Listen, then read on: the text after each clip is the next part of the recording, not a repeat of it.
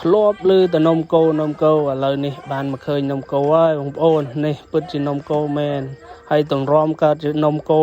មួយឆ្នាំតម្រាំបានញ៉ាំហ្នឹងគឺមិនងាយទេបងប្អូនគឺអ៊ំពូមីងចាស់គាត់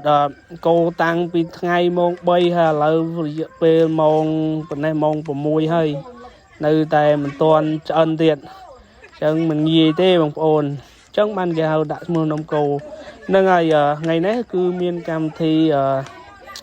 នៅក្នុងភូមិបងប្អូនគេហៅបុណ្យភូមិខាងខ្ញុំហៅលើករាសីភូមិហ្នឹងហើយចឹងរៀងរាល់ឆ្នាំគេធ្វើម្ដងអញ្ចឹងនៅពេលដែលគេធ្វើបុណ្យភូមិគេតែងតែធ្វើនំកូនំចាក់នំកងឬក៏នំបញ្ចុកផ្សេងអីចឹងណាប៉ុន្តែថ្ងៃនេះឆ្នាំនេះចាស់ក៏សម្រេចតែធ្វើនំកូហើយគាត់ក៏នាំគ្នា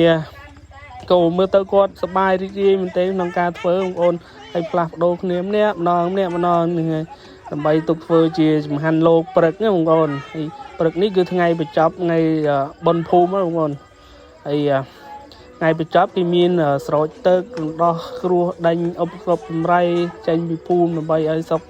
នៅស្រុកនៅភូមិគឺមានសេរីសួស្តីកុំឲ្យមានជំងឺមានអីក្នុងកូនចៅគេអញ្ចឹងណា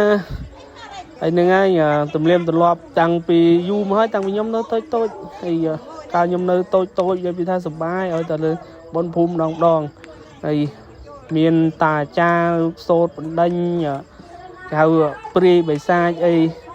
ពួកអមនុស្សហ្នឹងបងប្អូនអមនុស្សដើម្បី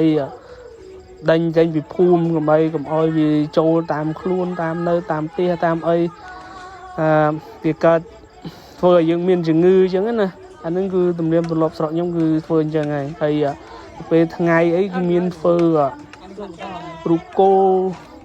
ធ្វើរូបគោឬក៏រូបមន់រូបទាអីដាក់យកទៅសែនអ្នកតាពេលថ្ងៃហើយជាងាកម៉ោង3អី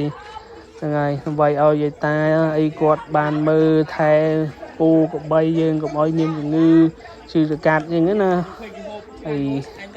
ចិត្តតែធំចិត្តតែអីទៅហើយគាត់ធ្វើដើម្បីនិយាយនោះធ្វើទៅដើម្បីកុំឲ្យក្មេងៗជំនាន់ក្រោយភ្លេចនៅទំនៀមទម្លាប់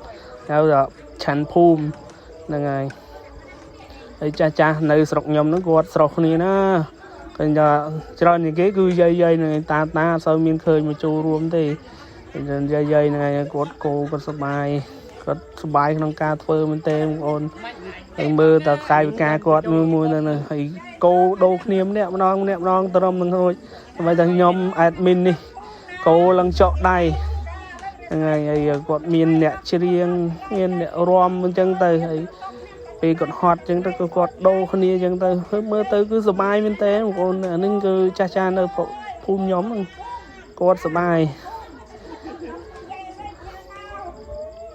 នំកូននេះតម្រាំតែឆ្អិនគឺមិនងាយទេបងប្អូន